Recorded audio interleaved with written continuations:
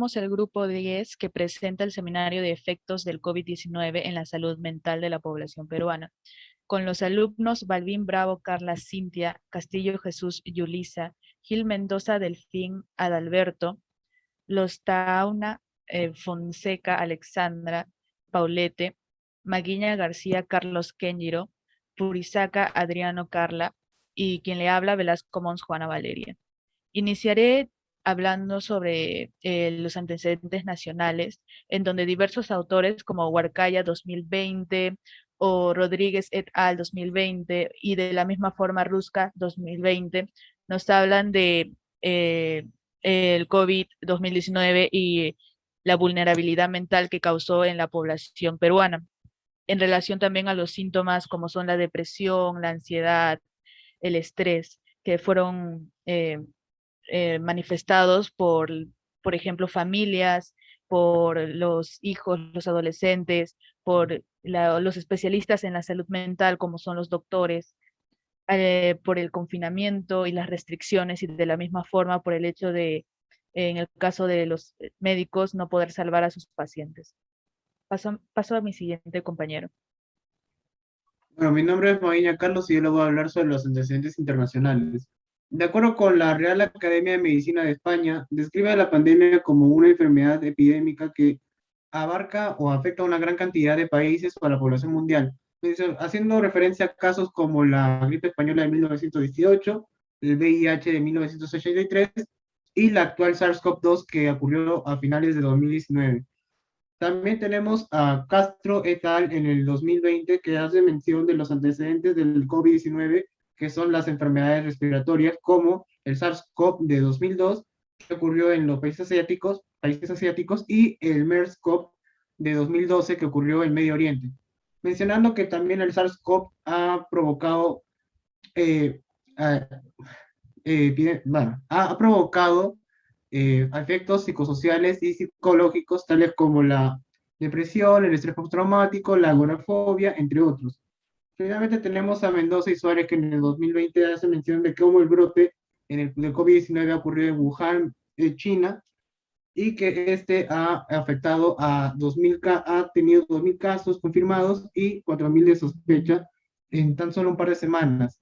Además, añadiendo que también se ha visto un serio caso de escasez de recursos sanitarios, mismos que también se han repetido en casi en la gran mayoría de la población, o en la gran mayoría de países.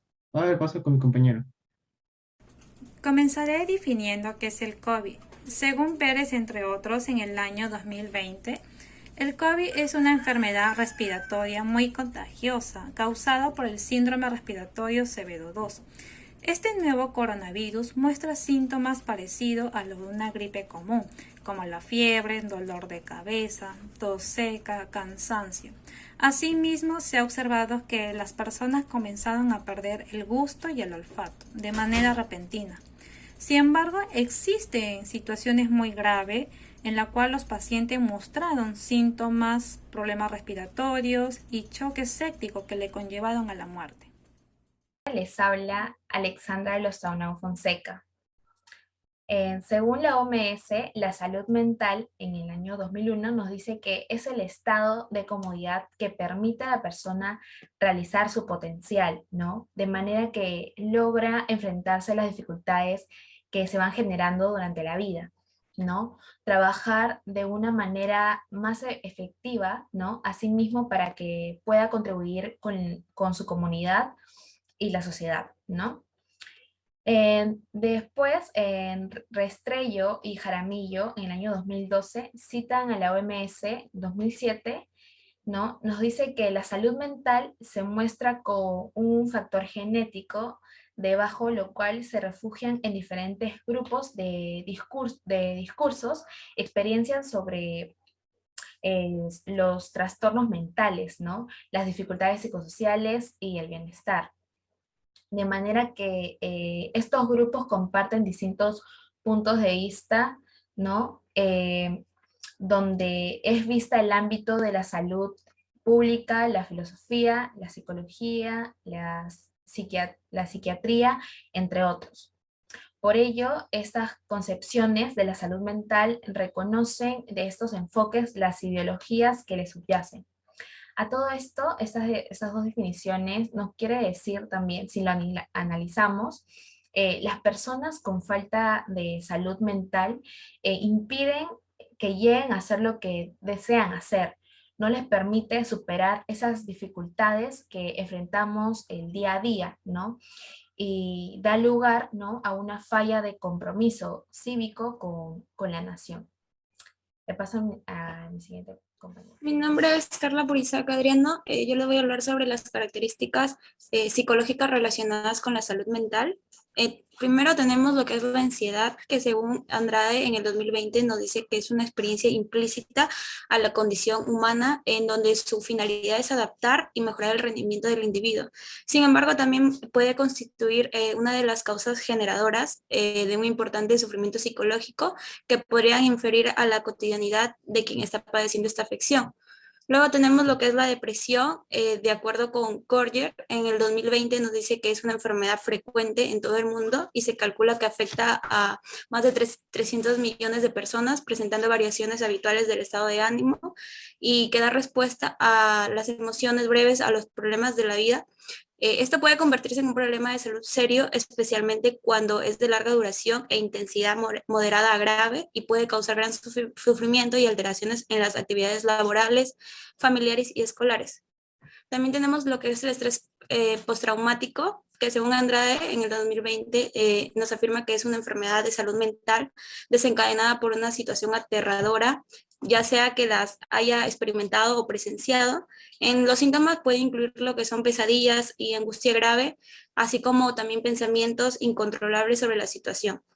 Y por último tenemos los factores psicosociales, que según APASA en el 2020 nos informa que en el ámbito de la salud mental existen factores protectores y de riesgos, en donde los primeros hacen referencia a las condiciones de tipo ya sea individual, familiar, colectivo o ambiental, que se constituyen en mecanismos que coactúan a que la persona tenga un bienestar acorde con sus experiencias y aspiraciones. Bueno, yo hablaré acerca de la salud mental con respecto a la población peruana actual. En las primeras semanas y meses de esta pandemia, del confinamiento en sí, es donde nuestro organismo se ve más afectado, ya que empezamos a presentar los primeros trastornos mentales, como lo son la ansiedad y la depresión. Pude investigar y noté de que son las mujeres, es la población femenina la que se ve más afectada por esta, y sobre todo las que trabajan en el ámbito de la salud, ya que están luchando en primera instancia contra la enfermedad. Ellas lo que más presentan es lo que es la agitación, cansancio, agotamiento, insomnio y por ende también ansiedad y Yo soy depresión. Carla Balvin y les voy a hablar sobre la ansiedad frente al COVID-19. Debido a que la COVID-19 ha afectado y alterado nuestra vida, constantemente no sabemos con exactitud qué día todo va a volver a la normalidad, por lo que causa angustia en los ciudadanos al ver las noticias y más aún si estos tienen algún familiar o conocido enfermo del COVID-19.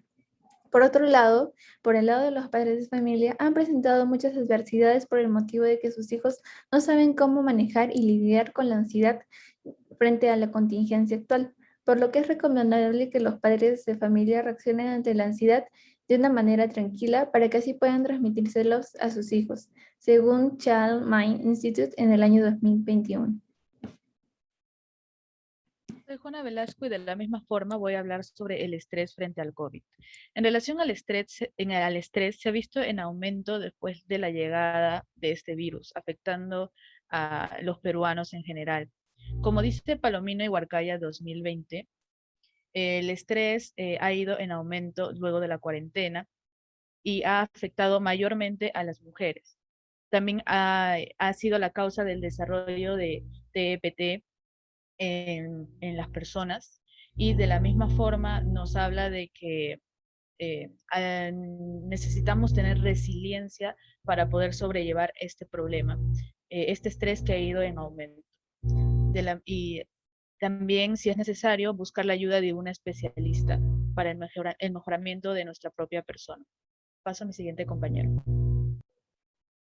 Bueno, mi nombre es Moiña Carlos y ahora voy a hablar sobre la depresión en el COVID-19, dentro del contexto del COVID-19. Teniendo autores como Dossil et al. En 2020, el cual habla de cómo la depresión se ha intensificado debido a que las personas eran incapaces de poder pensar en un futuro luego de la pandemia, lo cual les generaba esta incertidumbre y miedo. Añadiendo además que estos pensamientos son comunes cuando pasa un desastre de carácter biológico. También tenemos a Aguirre et al., que en el 2020 menciona que la depresión se ha visto más agraviada en casos como el personal de la salud, que como bien sabemos era la primera línea de defensa contra el COVID, y que seguramente se les haya afectado debido a que eran incapaces de poder, se sentían incapaces de salvar las vidas, lo cual les pudo haber caído una seria depresión debido a ello. También habló de cómo los estudiantes, tanto universitarios como de escolaridad, se han visto afectados a nivel de depresión debido al brusco cambio que ha sufrido la metodología educativa, ya que ahora estamos viendo la virtualidad como una alternativa a la educación, pero que como bien sabemos no era para todos, para todas las personas, ya que se han visto ciertas dificultades. Por último tenemos el duelo. Según Patiño, entre otros autores, en el año 2020, el duelo es una fase natural en la cual la persona tiene que asimilar y superar para que pueda reconstruir su vida desde la muerte de un ser querido o ante cualquier clase de pérdida. Por ejemplo, desde el año pasado hubo grandes pérdidas por el alto índice de contagio por el COVID, que se está dando de manera continua en nuestro país. Como resultado, las personas no han logrado acompañar o despedirse del ser querido en los últimos días de su vida.